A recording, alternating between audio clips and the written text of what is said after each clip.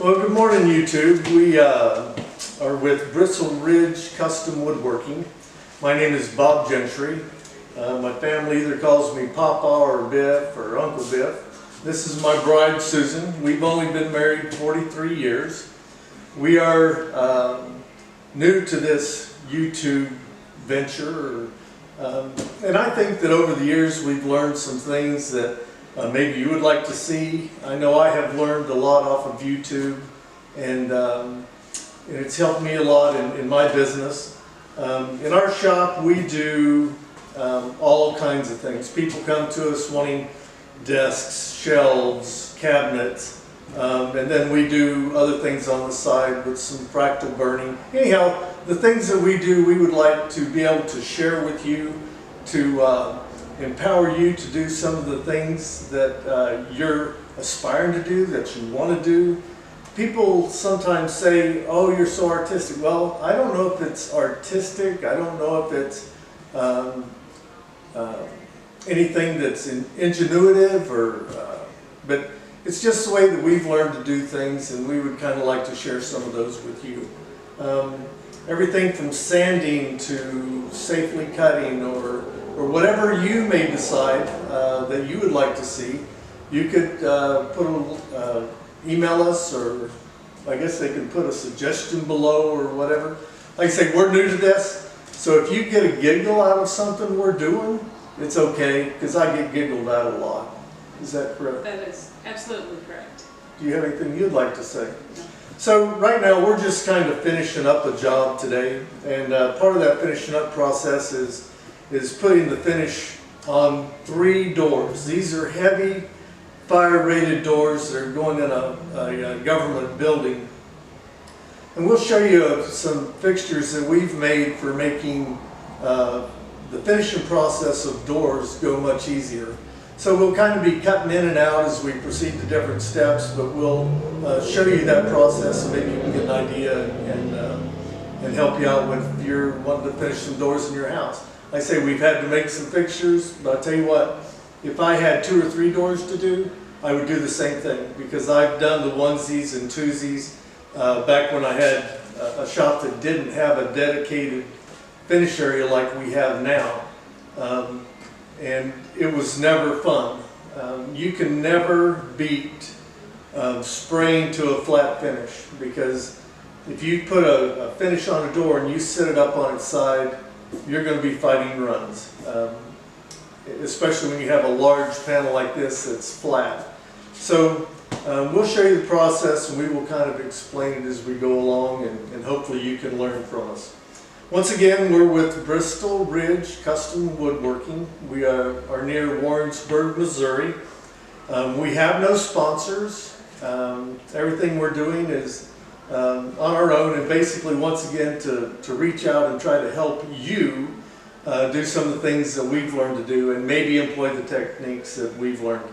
Now, one thing I have learned is I never know everything. So if you have suggestions, you're always welcome to put those in the comments, and heck, maybe we can learn something from y'all. Anyhow, we'll get busy, and we'll probably we're going to turn this door, and we're sanding it out. It's pretty smooth to the finish now, but there is some grain that's raised. We used a water-based acrylic for our finish, and this mesh sandpaper has basically changed our lives in the way that we finish things, because we no longer fight the swirl marks that we used to get with more conventional sandpapers. I'm not saying that we don't use the other sandpapers, but these, whether you're using a random orbital sander or sanded by hand, they remove a lot of material. This, I have just vacuumed out this mesh, and you can see, I mean, it's already, I don't know if you can see from there or not, but I will have to vacuum this out because it fills up with sawdust so fast. So it's not going to completely remove the grain that we've raised, but with that water-borne acrylic, the first coat will also raise that grain, and we have to sand between every coat of that finish anyhow, so that we have a mechanical bond, because it doesn't It's not like lacquer, it's not like shellac where it's going to bond to itself. So we have to create that bond with sandpaper. And we love these little 220 type sponges. They do a really good job for us, especially when we have things that have contour to them. It allows us to get down in crevices. But right now, for sanding the door off, this would just be a little bit too thin and too fine of a grit. But what it does for us is it holds on to the hook and loop of the mesh sandpaper and gives us a base so that we can actually sand the door with that. So we're not doing anything hard with the door. We're just taking it and lightly sanding it before we apply the finish. And of course you go with the grain, and we'll bring you back in later and kind of show you how we handle the door and the easy fixtures that we've made for the spraying process. Anyhow, thank you if you've joined us. Don't forget to see, and I've got to remember all this stuff that all the other people say on YouTube. Don't forget to hit the like button. It's the like button, right? And subscribe. And subscribe and dingling that bell. So if I'm really bad, we can do outtakes, right? Yeah. Yep. My producer says we can get rid of anything dumb I say. So you will see, we do like protection here in our shop, and I've got these really good glasses, and you can giggle if you want, but I've never really gotten a splinter in my eye or anything. So anyhow, I'll hush, and thank you very much for watching. In future videos, I will promise not to talk as much. I won't be so verbose. We will try to get right to business and not take up your precious time. Thank you very much. Enjoy the show. Okay, so at this point we've sanded this side of the door and we're ready to turn it over to do the other side. And we made these axles, and a lot of it will become self-explanatory as to how these are used. This is just a block that we'll line up on the edge of the door to center our axle. We'll drill a pilot hole, so we'll go ahead and show you how we're going to put this on, and then show how much easier it is. Because you get a heavy door and two people trying to turn it like this, it kind of gets awkward. But this will give us a lot better control, because now we have a handle that we can use and grip the middle and help us turn the door. You'll see.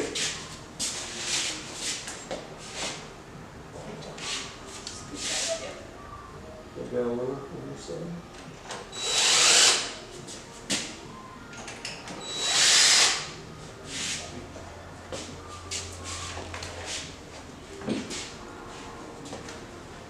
Is this going to be sped up? I really don't need that block in here.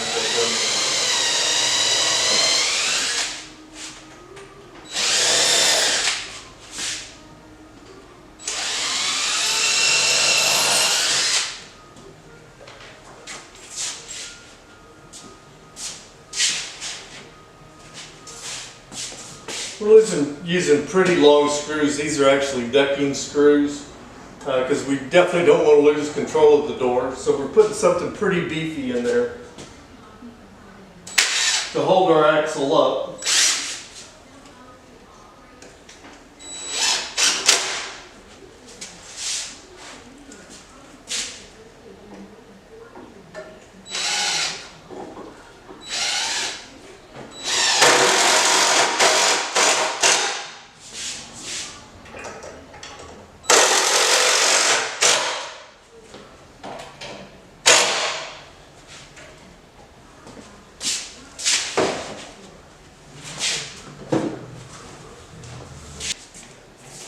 Turn it this way. Okay. Well, let's turn it and set it on the table. Okay. All right. Yep. So anyhow, like I say, it really did give us a firm place to hold on to the door and keep us from losing our balance and twisting our shoulders. Okay, so we've already hung one door. We've sanded out two, and we've put our axles on the two that we have sanded. Normally, on a residential door, they're about 80.5 inches or 80 inches. And what happens is our axles will basically slide down in here, and the door will be mounted on this end. like it is here, and that keeps it from leaking on us. On a residential door, they're pretty light, so we can take and we can lift them up over, and we can stack 11 doors on this fixture. Of course, if you make one, you can put as many as you want in. I think we have about a little over 2 inches in between each door. So this axle is set up for a regular swinging door, a passageway door. But what we found was when we got into bifold doors, they were shorter and our axles would fall down through our notch, and it was just too short. It wouldn't work. So all we were hanging on was the bolt.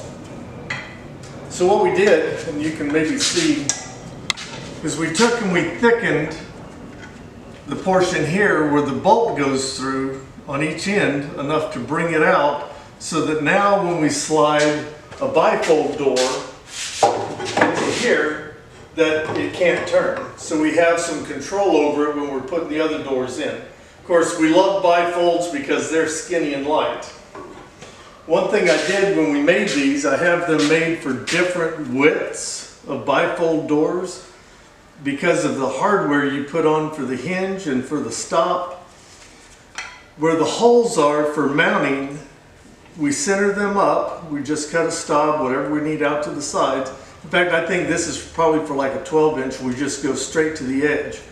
The holes are 1 inch in, so that whenever we put our hardware on, the hole is already pre-drilled for mounting those pieces of hardware. So it really speeds us up, not just in the finish process, but as we're hanging the hardware on the doors. We're not having to measure every time or have another template to try and figure out where to put our hardware. So I'm going to set these aside and we will go ahead. We have another door here ready. And we're going to roll this around a bit so that we're not having to jockey the door. And we're going to go ahead and hang this. But you can see our axle should be down to here. Can you see that, Susan? But if you look over at this door, because it's now an 83-inch tall door, we can't get this part of our axle down into our kerf. But we only have 3 to do. So because it's going in this far, it still doesn't allow it to tip far enough to hit the door drying beside it. So we're not going to rearrange our jig just for 3 doors. So we'll go ahead and hang the other door. So we're going to go ahead and put this door on the drying rack. We've already decided we're going to the 3rd location. I think it's important, if you should build a rack like this, to make sure that your bottom is almost as wide as what you're hanging on. That we've never had a problem with stability on this drying rack. Almost everything we have in the shop, we get casters and put on it for ease of movement. Because a lot of times we have like other trim or whatever going, and once we have this loaded, we need to be able to move it out so we can move other drying racks in.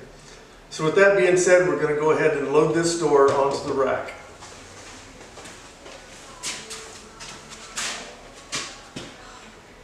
Okay. You ready? Yep. I'm going to let you put your side in first.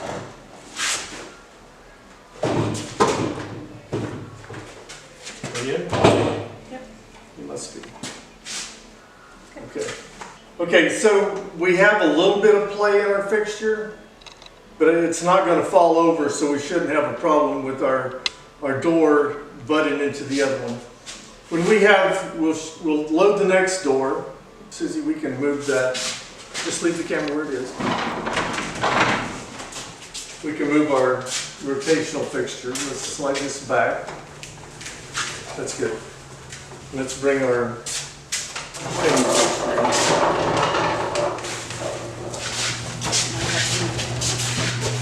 Now what we may have to do with this,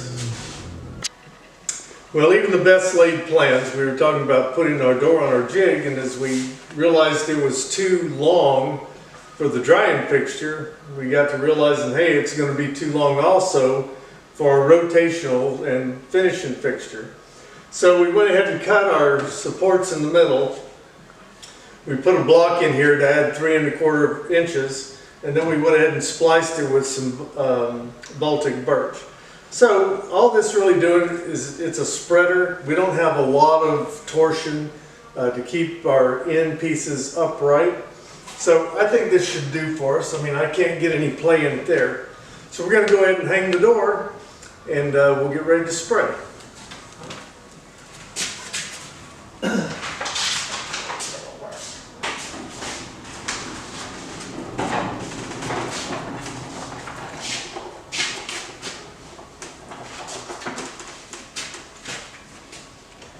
Ready? Yep. You just go flat on it.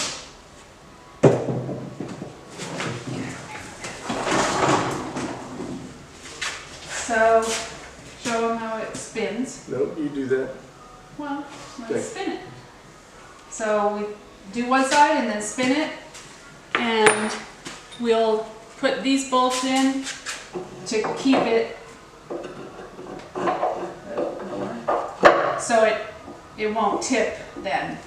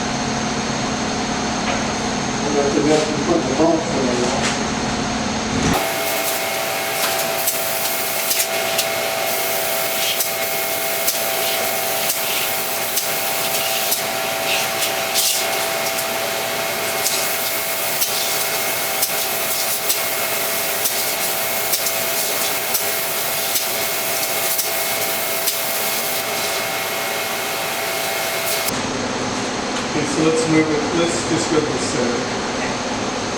Or we can go one past center.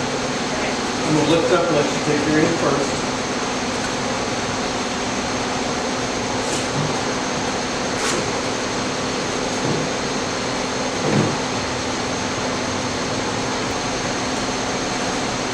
Which way are you going to let it spin? Up? Ready?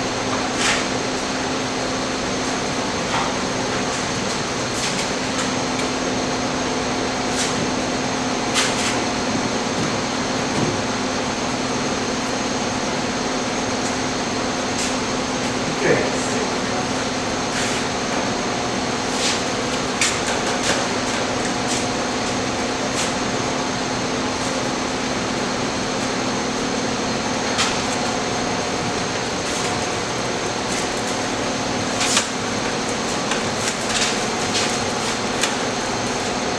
I'm going to take this one.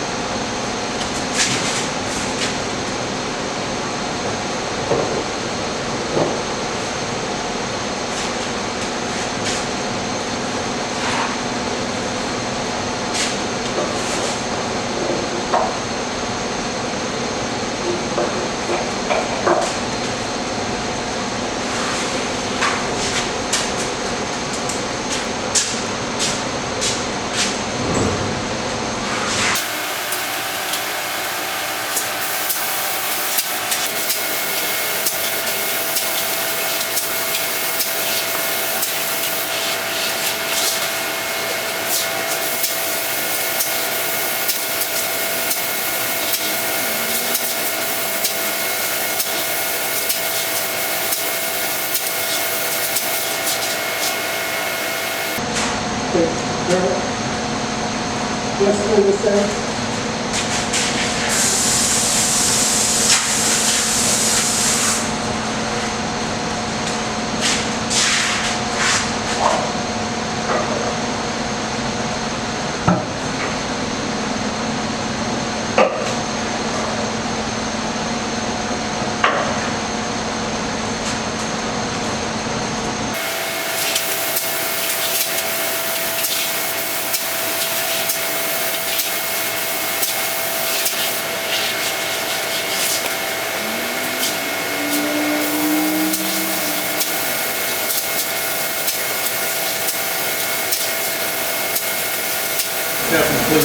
doors. What are we doing? Move down here.